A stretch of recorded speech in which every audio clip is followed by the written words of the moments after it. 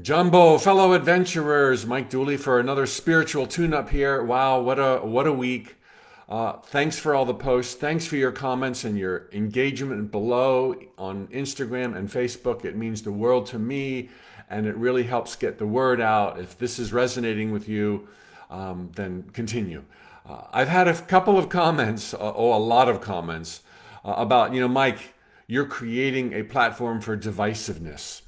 So you know the analytics here, it's around 95% in favor of my posts, 5%, a very loud 5%, unhappy with my posts. In fact, when it comes to smiley faces and emoticons, less than half of 1%. Less than half of 1% are negative. Although you wouldn't know that by looking at a glance for some of the anger at the page. Today, I got a great question to answer posed by you. Anybody watching, please post below, Instagram, Facebook, what your questions are so that you can understand the nature of reality, your power, and the infinite possibilities before all of us. And this question I might categorize as quite advanced. At least it's calling a lot out of me to be able to put words to the answer. I think for many of you, it'll be a no-brainer, very, very easy. Those of you who are emotionally brilliant. But it's the intellect that blinds us so much to truth. The question goes something like this. I'm paraphrasing a question that I have seen 3 or 4 times in the last 2 weeks. Mike, as you share, and many others share, we live in an illusionary world where our thoughts become things, where we are of the divine, by the divine, for the divine, where there are 0 mistakes, where ultimately in the grand scheme of things, everything is fair. Everyone's learning the right lesson at the right time. Everyone is dealing with issues that they're able to move beyond. Everyone's given dreams that they can make come true. It's all happening in the heart of God. There's not God out there. It's all happening. So, Mike, given the utter stunning brilliance and perfection pertaining to the nature of reality and these sacred jungles of time and space, isn't it contradictory to start protesting? Isn't it contradictory to wave a banner and say Black Lives Matter, or there's white privilege, or there's look, everything is unfolding divinely. Isn't this a contradiction? Cool question, huh? So I'll let you feel that one a little bit. 0 contradiction. Just because everything's perfect doesn't mean that it's set in stone. Doesn't mean that there aren't variables, doesn't mean that there aren't options, doesn't mean there isn't love. I mean, with the perspective that the question comes from, if it's all so perfect and there's meaning and order in the timing and the unfolding of every single manifestation, good, bad, and absolutely hideous, why would you protest? Let me take that further, that line of thinking. Why would you follow your heart? It's all perfect, it's already done. Why would you follow your heart? Why would you follow a dream? Why would you care about anything? Why would you want to be a better manifester? It's all perfect. There's meaning in everything. You can sit and watch Netflix until you die. Why? Why even be alive if it's already perfect and full of meaning and full of order and totally fair? Do you see? It's like, wait a minute, these aren't the same track. You're asking if it's all perfect, why care or lift a finger for other people? You have no trouble seeing that you care and lift a finger for your own life, right? And this is a great question. I'm not trying to belittle the questioner. It's a really great question. Does it even make a difference to do self-improvement? Does it even make a difference to share like I'm sharing right now? When I read some of the comments like I did just the other day about the person who now sees something different than they've ever seen it in their whole life, it's like so fun. And the answer to your question might hypothetical. Why bother? Why care? Why be a better manifester? Why pursue your dreams? Why? Because it's fun, because you can, because it's there, because it's an adventure. An adventure that's impossible without believing in the illusions as we believe in the illusions. Time, space, and matter. By believing in the lies of here versus there, now versus then, have versus have not, it's like game on. You forget that you're everywhere always at once. You forget that you're the eyes and the ears of the divine. And you're here and you want to go there, and you have not and you want to have. And so there's this great adventure that comes from going into the illusions where there are infinite possibilities of how each day will unfold, and you get to decide how it will unfold based on your chosen focus. The reason you want to follow your dreams and be a better manifester is for your love, your joy, your fun, your adventure.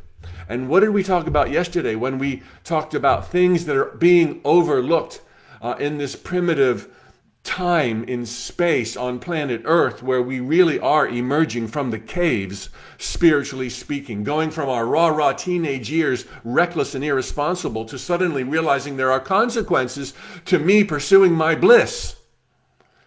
We said one of the things that we're overlooking is our oneness, among many other examples yesterday. Our oneness, not a hypothetical oneness, not, hey, we all came from God, so we're kind of related. You are another part of me. I am another part of you. We are the same. So when you are enjoying your adventures and you're becoming a great manifester and having a lot of fun, you start cluing into these other things that you were taking for granted. Your responsibility, the needs of others, the pain and suffering of others, because they are you. They are not kind of you. They're not just brothers and sisters. I'm a reincarnational aspect of you. You are a reincarnational aspect of me. That's how we're tighter than that. You are me and I am you. We are one. We are truly one. And literally, when you help someone else, you help yourself in ways that you could probably never comprehend with a human mind. Not the least of which is to feel your power and be able to direct it towards your own love and beauty and dominion over all things, experienced because you helped someone else.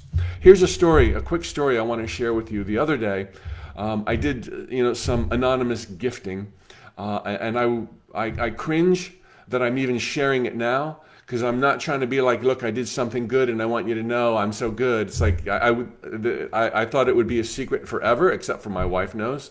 It's very minor, very, very minor, but there's a point I want to make after this that you're not expecting. We're standing in line at Disney World, going to go to the Magic Kingdom with our 6-year-old daughter. And a long line, waiting for the tickets, buy the annual pass. Behind me in line, there's a father all alone, with no partner, but with his daughter. A daughter about the same age as mine. And let me just say it, he was of color. And I immediately got nervous. I saw him, I got nervous because I knew what I wanted to do. I wanted to pay his admission, him and his daughter. But then what is that going to look like? It's going to look like, oh, Mr. Uppity Up white man is going to be so benevolent and pay for the person of color. But I know how bad it's been for as long as people of color have been in the United States. And I know that I am so privileged, and I wrestled with how do I say it without offending him, without making a scene, without other people knowing. I talked to the lady at the ticket booth. I said, this is the guy I want to offer. I don't know how he's going to take it. I went over. I said, look, hey, I want to pay forward some good fortune. I see you here with your daughter. I'm here with my daughter. Would you let me buy your admission, you and your daughter? I didn't know if he was going to slug me. I didn't know if he'd be offended. I didn't know how that was going to go. The ticket lady is kind of like, she's the only other lady who knew. And I'm had to intercept this guy further back in the line and be discreet about it. And he's like, man, you're kidding? I'm not going to say no to that. He smiled from ear to ear, and I'm like, yeah, okay. So I went to the lady, the ticket counter. She's crying. I was electrified. I was so moved. I made a difference in that guy's day. He probably remembers that it was only 6 months ago. Maybe I made a difference in that little girl's day. But there was one person whose day I blew to smithereens in the most wonderful way. There was one person who was rocked more than anybody. It was me. I was king of the universe. I was king of my domain. I was God come alive. I felt powerful. I felt love. I felt gratitude that I was in a privilege to be able to help somebody who would let me help them. I don't know.